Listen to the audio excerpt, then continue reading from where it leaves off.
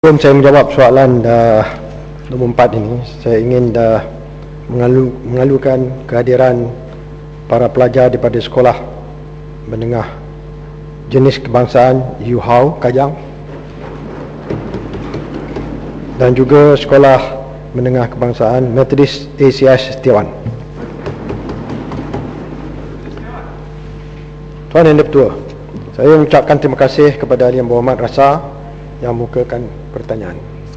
Untuk makluman Ahli Yang Berhormat dan Dewan Yang Mulia ini, mengikut daftar yang dikumpulkan oleh PDRM, butiran berkaitan dengan kes-kes pengedaran dadah yang melibatkan warga negara asing adalah seperti berikut. 2008, tangkapan yang dibuat adalah sebanyak 227, kes yang dituduh 214, status pertuduhan menunggu perbicaraan. Bagi 2009 pula, kes tangkapan sebanyak 225 orang, kes yang dituduh sebanyak 137 kes, status pembicaraan adalah menunggu perbicaraan. Dan bagi tahun 2010, daripada Januari hingga September, kes tangkapan sebanyak 382, kes yang dituduh sebanyak 222 orang, status kes yang dituduh menunggu perbicaraan. Jadi jumlah semua bagi kes tangkapan bagi tempoh 3 tahun adalah sebanyak 834, yang dituduh 573. Kes yang belum selesai, itu masih menunggu perbicaraan lagi bagi kesemua kes yang dipertuduh.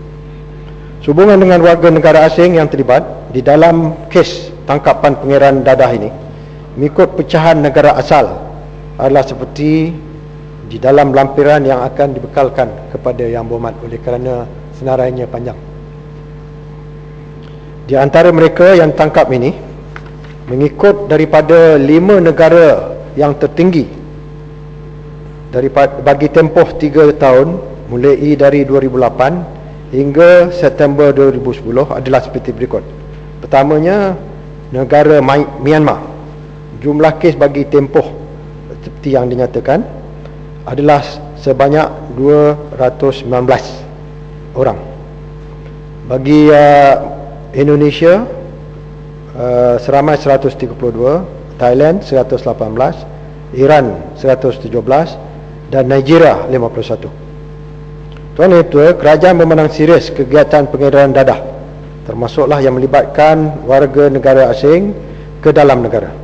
Dalam hal ini, langkah-langkah yang diambil oleh PDRM untuk membentras aktiviti pengedaran dadah oleh sindiket warga negara asing adalah seperti berikut. Pertamanya, meningkatkan jaringan hubungan kerjasama antara bangsa dengan agensi penguatkuasa negara luar untuk bertukar maklumat risikan bagi membendung pengedaran dadah ke dalam negara oleh warga asing. Keduanya, pemeriksaan di pintu-pintu masuk negara, terutamanya di lapangan terbang antarabangsa, diperketatkan dengan penggunaan peralatan teknologi tinggi seperti mesin pengimbas, dan seterusnya mewujudkan profil penumpang pesawat dari luar negara yang disyaki sebagai kurier dalam pengedaran dadah ini. Terima kasih, Yang Tuan. Yang Berhormat Rasa. Terima kasih, Datuk Ketua. Yang pertamanya, mengapakah ada jurang perbezaan yang begitu besar di antara kes-kes yang telah ditangkap dengan kes-kes yang dituduh di mahkamah, khususnya pada tahun 2009 dan tahun 2010, seperti yang dikatakan oleh Yang Berhormat Timbalan Menteri tadi. Dan yang keduanya, dengan penangkapan yang begitu besar di orang-orang warga negara asing ini, walaupun mereka tahu bahawa hukuman yang begitu berat di negara Malaysia, itu hukuman mati gantung sampai mati, tetapi banyak lagi warga negara asing ini menggunakan Malaysia sebagai satu transit point. Adakah ini melambangkan bahawa ada satu sindiket yang meluas dalam negara kita? Dan baru semalam dalam berita, ada seorang warga negara Togo, dia membawa 2.2 kg syabu masuk ke Malaysia melalui KLA.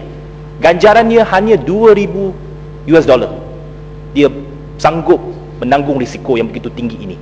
Dan saya nak tanya ialah, apa yang saya nak tanya ialah, adakah penangkapan warga negara asing ini membantu untuk menumpaskan sindiket-sindiket dalam negara?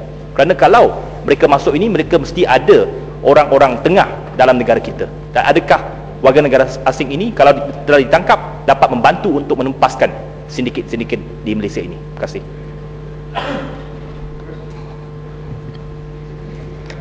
Terima kasih Datuk Yang Ketua.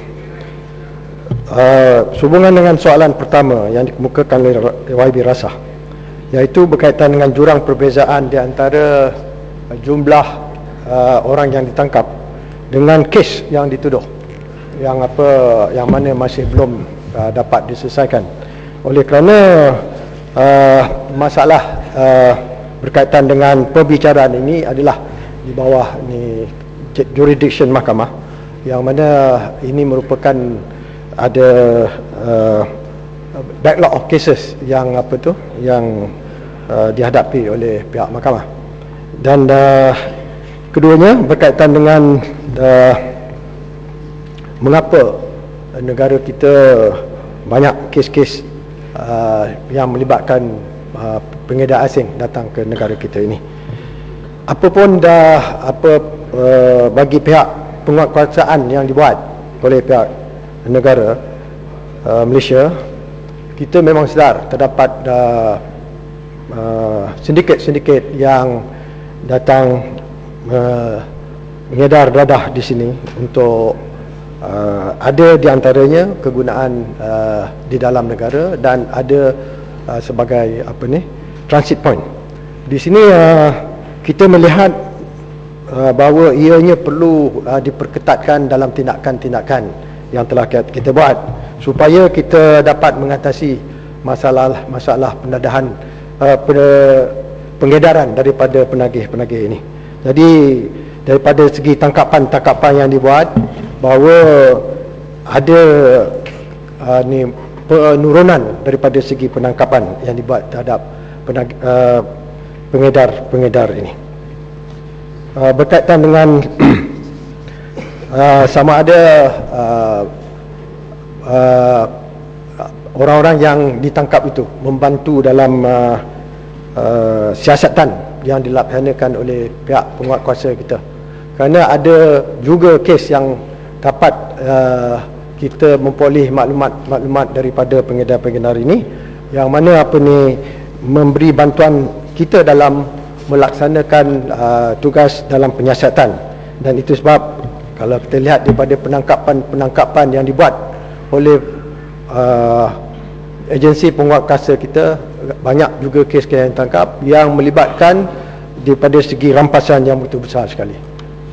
Itu saja, Selamat.